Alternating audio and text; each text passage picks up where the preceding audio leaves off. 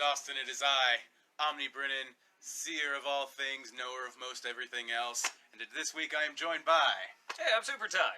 SuperTy! You may know SuperTy from such things as the Tuesday videos that where they showcase, along with Comic Book Brando, all the new books we're getting. But this is Omnibrennen, where we show our love to large format hardback books and omnibus editions, and this week I've got a great new release for y'all. You may remember it time back when I did talked about Grant Morrison's Batman Omnibus Volume 1. Well, I'm so excited that they have finally released Grant Morrison's Batman Volume 2. This is one of the, it's one of the things I always say. This is why Omnis exist.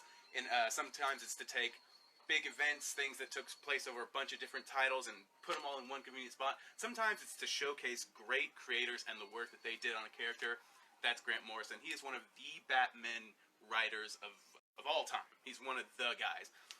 Volume 2 is pretty awesome. So Volume 1 pretty much took us, from, you got to see the inception of Damian Wayne. You got to see Batman's struggle to pull him away from things like the League of Assassins and the influence of Talia and Ra's al Ghul. And yeah, resurrection of Ra's al Ghul. Yeah, the Black Glove storyline and all that. But this one, I believe this takes place after Final Crisis. So right at that point, in between, or after the events of Omnibus Volume 1, Grant Morrison does Final Crisis, and in that you see the tragic death of Bruce Wayne. I remember it being a big deal at the time. Funny story? Yeah. The owner of the store accidentally spoiled the death of Batman on a radio show the day that came out. Oh, awesome. Yeah. Awesome. It was pretty funny the day that happened. It was like, oh no. Oh dear. Yeah. Oh dear. Yeah, rough. But, so after that, everyone's kind of left in flux. What do you do with Batman? One of the biggest characters, not even in DC, but just in all of comic books, all of pop culture. And that's where Grant Morrison steps in to kind of fill the void left by Bruce. You get, so this Omni starts you with Batman and Robin 1 through 6. That was Grant Morrison's, 3-arc volume about, you have Dick Grayson putting on the mantle of Batman, stepping into that role, and you have Damian Wayne, owning the role of Robin at that point, and you finally see this combination of Batman and Robin with a dynamic we've never seen before. It's kind of a brotherly dynamic with Bruce Wayne and pretty much every Robin. It was always this kind of father-son dynamic that we got used to, but now you had essentially these two brothers, one adopted, one biological, but who had both lost their father figure in Bruce, and so now they had to fill the role of dynamic duo sans Bruce Wayne. It's really touching. It's really great. It was also fun. Dick Grayson was having a good time being Batman. He was different. That's actually one of my favorite moments. You get this great moment where you get to an end of an issue and Two-Face is watching a bunch of monitors. Go ahead. So yeah, you get Batman, Robin 1 through 16. After that, you get Batman number 700 through 702. And then you get Batman, The Return of Bruce Wayne 1 through 6. I bet you can guess what that's all about. After a good stretch of being gone, they brought him back in a very strange, kind of interesting, very Grant Morrison-esque story. Time travel. Time travel throughout the ages. That's where it kind of leaves you with the return of Bruce Wayne. I'm pretty excited to see what they end up doing with Volume 3. I'm hoping you get the complete Batman Incorporated. Yeah, that'd be cool. That's where he essentially kind of rounds out his entire Batman saga. It's super cool. This wonderful hardback book sits super pretty at $75 cover price, and as always, we knock off that 10% here at Austin Books and Comics. That is my choice for this week. What do you got, Ty? Okay, so about 20 years ago, somebody decided to end the Marvel Universe and tie everything together, and that is this amazing series called Earth X. The Earth X trilogy. Ugh. So, as you can tell, there's a lot happening here. It was Earth X, Universe X, and Paradise X. So, basically, this is a future where everybody has superpowers. Every person. And so, what's the point of superheroes at that point? And, America's not really around anymore, so what does Captain America do with that?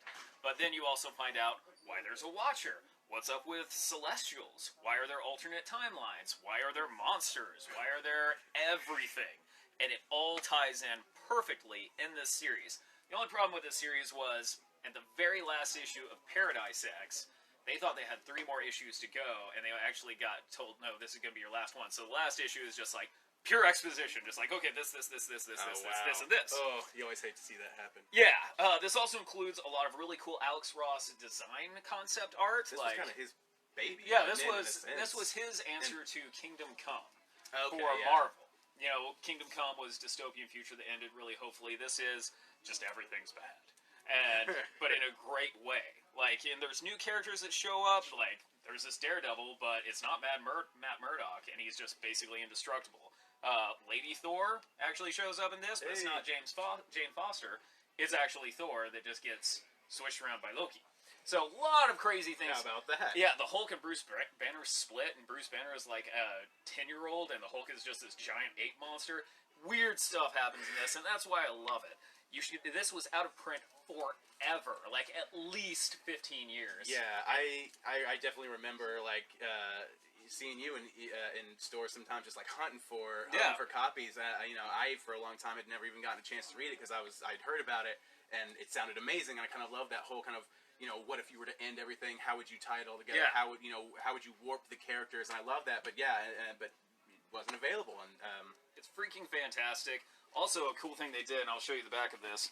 All the covers made these giant murals. Like, this was issue 1, 2, 3, 4, 5, 6. And it just made this giant mural that tied everything together. And then, like, they just do it with all of them. It's pretty great. This is an awesome series. If you've never read it, you were missing out. Now, this one's 125. This one's 100. You know, it does cost a little bit, but this is one of my all-time favorite series because it's just every single thing you're like, well, what's up with Eternals and Deviants? Oh, no, they answer that. Or why is Mephisto around? Oh, they answer that. Or, you know, why everything.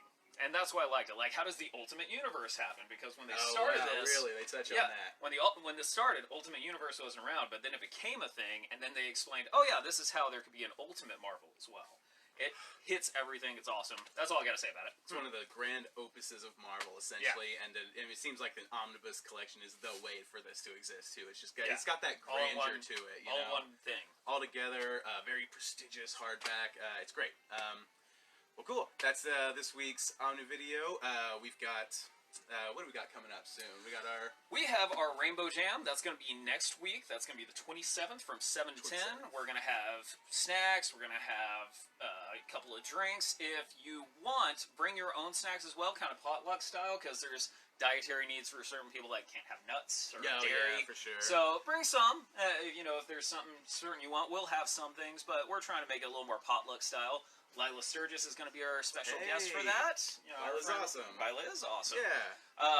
Our art show is still going on at Guzu next door. Yeah, it's great. Strange B6. I recently got a chance to hop over there and take a look at those things. They are mesmerizing, especially Matt Frank's amazing giant piece of Godzilla and Ghidorah. It's amazing. Go check them all out. They're gorgeous. I think that's all we got coming up in the next week or two. So, yeah.